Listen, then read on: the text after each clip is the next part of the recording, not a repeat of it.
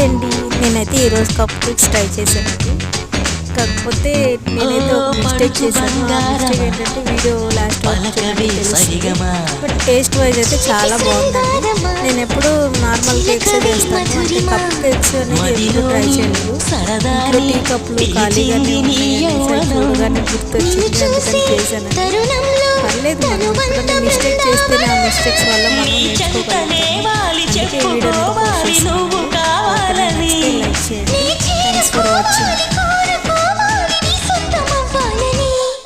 అది ఏలు ఏలు ఏలు ఈ ఎన్నెల్లు ఎండలింటి హొయ్యాలు